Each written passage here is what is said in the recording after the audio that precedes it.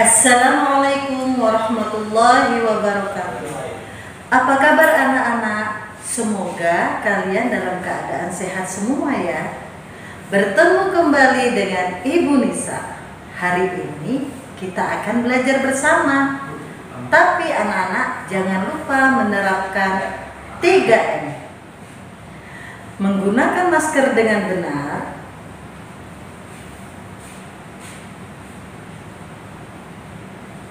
menjaga jarak, hindari kerumunan, dan mencuci tangan dengan sabun.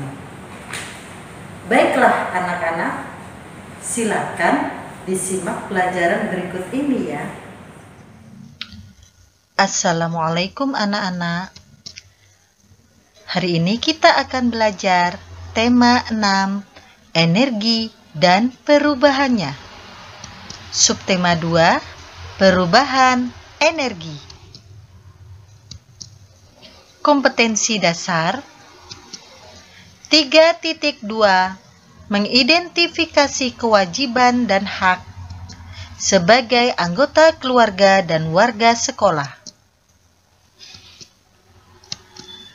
Tujuan pembelajaran: menentukan perilaku yang menunjukkan kewajiban di rumah terkait penghematan sumber energi. Menjelaskan kewajiban dalam kehidupan sehari-hari. Siswa membutuhkan sarana belajar. Sarana itu diperlukan agar siswa dapat belajar dengan nyaman di sekolah. Siswa perlu ruang kelas yang bersih.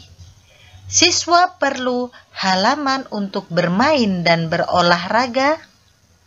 Sekolah juga harus menyediakan energi listrik untuk keperluan belajar, listrik untuk penerangan, listrik untuk menyediakan air, juga listrik untuk kehidupan atau menghidupkan peralatan yang diperlukan selama belajar.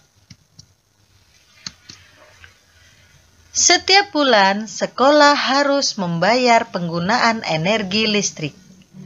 Sebagai warga sekolah, siswa wajib ikut melakukan penghematan listrik. Matikan lampu kelas jika tidak diperlukan. Matikan keran air setelah digunakan. Sebagai warga sekolah yang baik, siswa wajib menunjukkan kepedulian atas penggunaan energi sekolah. Banyak hal yang dapat dilakukan dalam memenuhi kewajiban melakukan penghematan energi. Perilaku hemat merupakan perilaku yang disukai Tuhan. Tuhan menyukai orang-orang yang berbuat hemat. Tuhan menyukai orang-orang yang tidak melakukan pemborosan.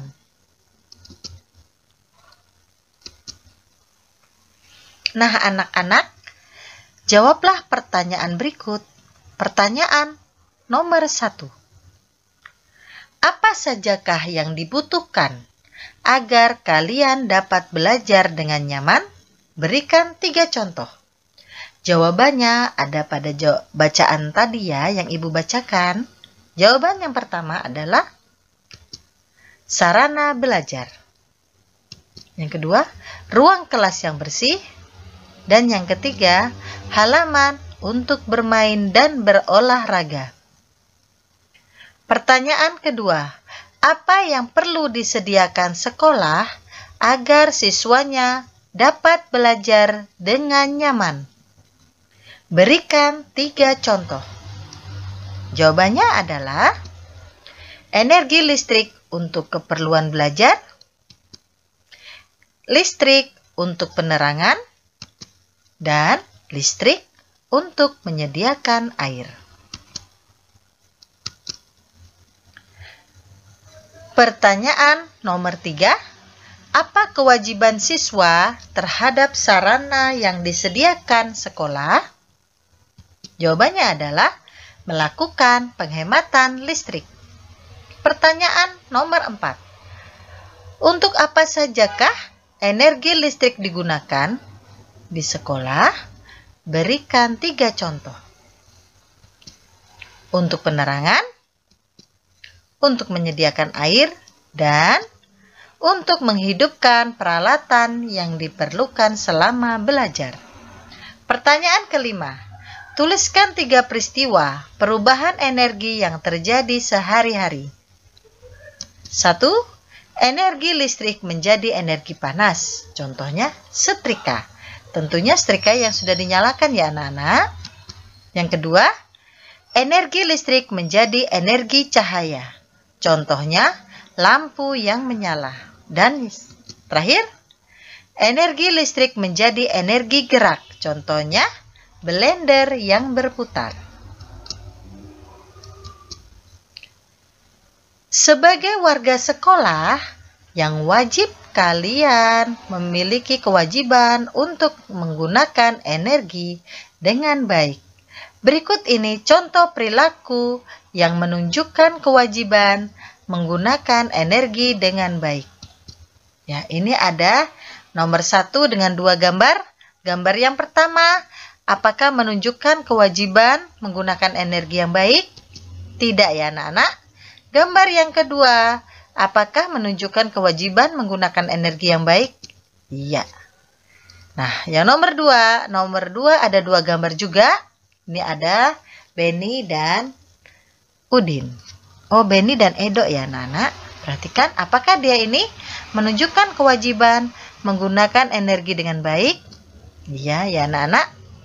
Gambar yang kedua di nomor yang kedua ini ada ruang kelas yang kosong tetapi kipas anginnya menyala dan masih berputar dengan deras.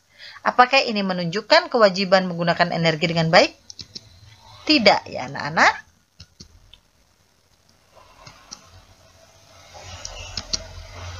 Ya, ini ada tugas. Tugas ini terdapat di halaman 93 tentunya di buku tema 6 ya anak-anak. Silakan dikerjakan di buku tulis. Lalu difoto dan dikirim ke wali kelas ya. Ya, ini tugasnya. Dan Ibu akhiri. Wassalamualaikum warahmatullahi wabarakatuh. Alhamdulillah, pelajaran hari ini sudah selesai. Semoga anak-anak dapat memahami penjelasan dari Ibu Nisa. Sampai jumpa di pembelajaran berikutnya. Wassalamualaikum warahmatullahi wabarakatuh.